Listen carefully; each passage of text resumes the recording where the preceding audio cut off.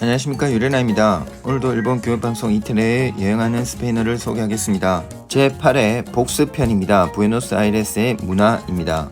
제5회에서는 아르헨티나만 있는 개 산보 도우미를 만나서 직접 개를 산보시켜 봤습니다. 이 일은 월요일부터 금요일까지 할 수 있지만 비가 오는 날이나 공휴일은 쉰다고 합니다. 정말 귀여운 개군요 라는 표현을 해볼까요? Es un perro muy bonito.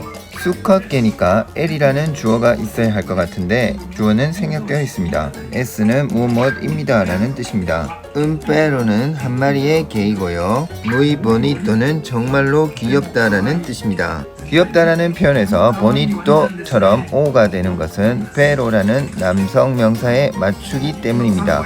한 마리 두 마리 개가 점점 늘어나고 있는데요. 사르데나 씨는 큰 개만 산책시키는 프로 도우미라고 합니다. 이렇게 알란 사르데나 씨는 총 15마리를 산보시킵니다. 복습 시간입니다. 이 S의 원형은 세이지만 주어에 맞춰서 S가 되었습니다. 먼저 1인칭 나의 활용법입니다.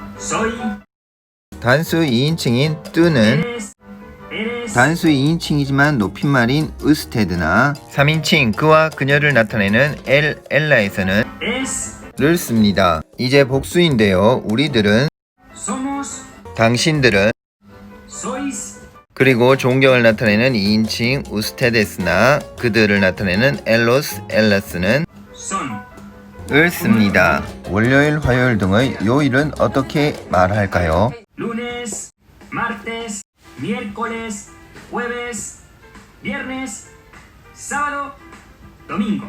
6회에서는 페이스트 페이퍼에 도전을 해봤습니다. 여러가지 도구를 써서 책의 표지를 만드는 방식 그리고 그 장식지를 페이스트 페이퍼라고 합니다. 16세기의 프랑스가 그 발상지입니다. 크리스티나 선생님이 둘을 지도했습니다. 무엇을 하고 싶다라는 동사는 꾀레를 쓰는데 주어인 나에 맞추었을 때 꾀레로가 됩니다. 무엇을 하고 싶다라는 뜻이니까 무엇에 해당하는 동사가 뒤에 나오는데요. 프로바르는 무엇을 시도하다, 해보다 라는 뜻입니다. 특히 스페인어는 명사와 결합한 동사 형태가 있는데요. 프로바르 뒤에 로를 써서 그것을 시도하다 라는 뜻이 됩니다. 따라서 quiero probarlo는 그것을 해보고 싶습니다 라는 뜻이 됩니다. 서술어 앞에 no를 쓰면 부정문이 됩니다. 페이스트 페이퍼는 물감이 묻은 종이를 다양한 도구와 다양한 방법으로 그려주면 됩니다. 퀘레스는 주어가 너 당신일 때 해보고 싶습니다 라는 표현이 됩니다. 이때 카프카가 만든 작품을 나중에 크리스티나 선생님은 책으로 묶어서 전달해 줬습니다. 나는 부에노스아이레스에 가고 싶습니다는요, 가다는 ir라는 동사를 씁니다. 부에노스아이레스에는 부에노스아이레스가 됩니다. Quiero ir a Buenos Aires. 제7회는 아르헨티나 탱고를 더욱 돋보이게 하는 반도네온에 관한 내용이었습니다. 몇십 년째 반도네온을 연주하고 반도네온을 만드시는 오스카 피셔 씨를 만났습니다. 반도네온은 오른손도 왼손도 건반 같은 버튼을 눌러주는 형식인데요. 왼손으로는 화음을 넣고 오른손으로는 선율을 연주합니다. 그리고 동시에 주름간을 굽혔다가 줄였다가 하면서 5옥타브의 소리까지 표현할 수 있습니다. 식사를 하면서 탱고를 즐길 수 있는 아르헨티나만의 사교장을 미롱가라고 합니다.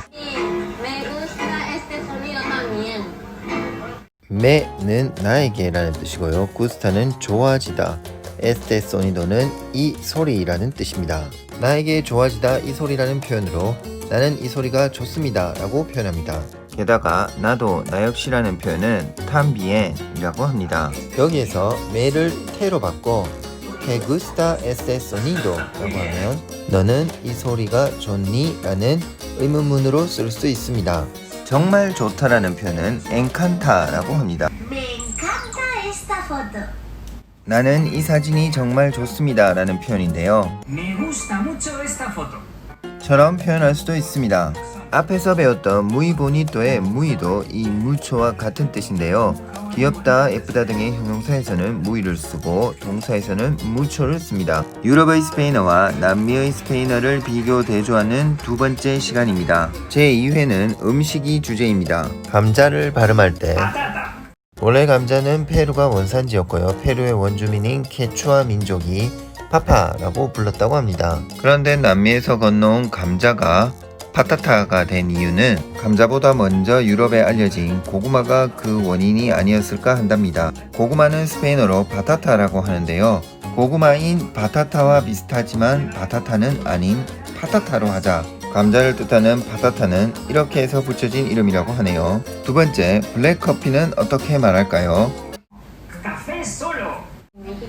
블랙커피는 크게 세 가지 형태로 나눠지는데요. Tinto. Salvador, café negro. 이 중에 틴토는 스페인에서 빨간 와인을 나타내기 때문에 혼동하지 않도록 특히 주의해야 된다고 합니다. 오늘은 엘살바도르가 어떤 나라인지 설명을 들어보겠습니다.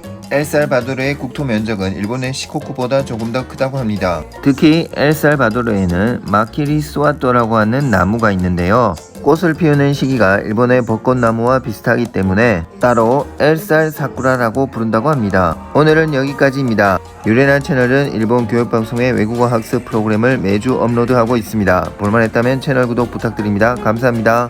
그라시아스.